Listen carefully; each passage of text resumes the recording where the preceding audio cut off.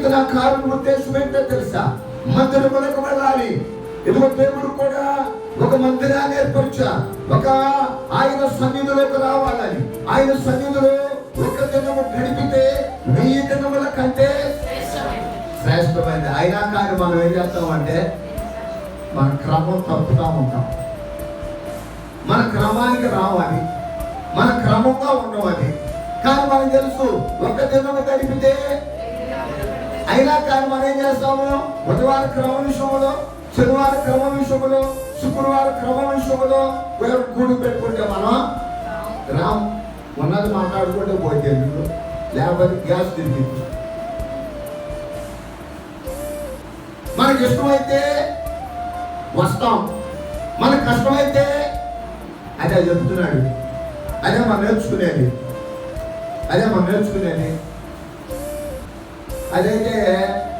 అదైతే నేర్పటల్లా, అదైతే వాక్యం చెప్పటల్లా. మనకు ఇష్టం వచ్చినప్పుడు ప్రార్థన, మన కష్టం వచ్చినప్పుడు మానుకుందాం అనేది కాదని క్రమం. దేవుడు చూసేది కూడా మనల్ని ఒక క్రమమైనటువంటి భక్తి జీవితాన్ని మనకు అవసరం. ప్రతి వారి జీవితాలలో దాగి ఉన్నాయి కష్టాలు, బాధలు, ఇబ్బందులు, నిందలు, అవమానాలు దాగి ఉన్నాయి. దాంట్లో నుంచే పైకి వచ్చిన వాళ్ళు ప్రతి ఒక్కరు. పుడతా ధనవంతుడు ఎవరు పుట్ల, వాళ్ళ వెనకాల వాళ్ళ జీవితాలు ఎంతో కష్టాలు ఉన్నాయి.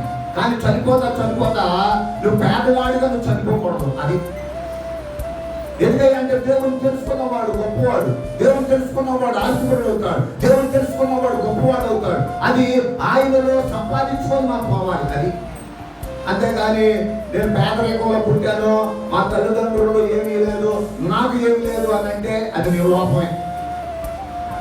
నువ్వు సాధించాలి, నువ్వు నిలబడాలి, నువ్వు బాధపడాలి, నువ్వు కష్టపడాలి.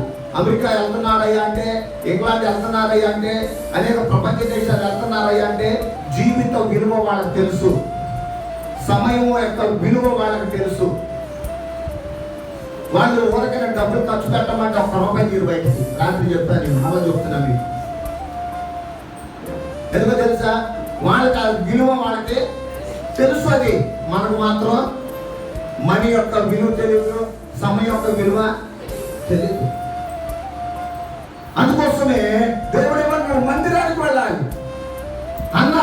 తన కుటుంబంలో సమస్య ఉంది, బిడ్డలు లేని సమస్య ఉంది, బిడ్డల కనని సమస్య ఉంది, తనను బాధిస్తుంది, తనని ఇబ్బంది పెడతా ఉంది, తనను ఇదిగో కుట్రాలుగా పెరుగుతుంది. అత్తంటే ఎంత బాధేస్తుంది, ఎంత బాధగా ఉంటుంది, ఎంత పడతా ఉంటుంది, ఎంత కష్టంగా ఉంటుంది. అలాంటి స్థితి ఎక్కడికి వెళ్తే ఆమెకు పరిష్కారం దొరికింది అంటే మందిరంలోనే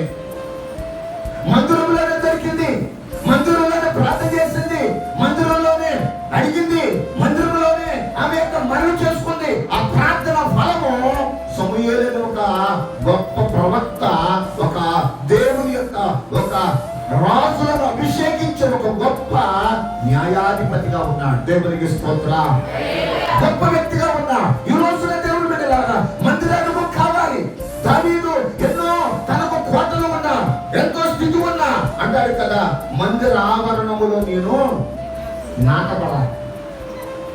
మందిరంలో నాటబడే అనుభవం నాకు కావాలి, మందిరంలో స్థిరపడే అనుభవం నాకు కావాలి.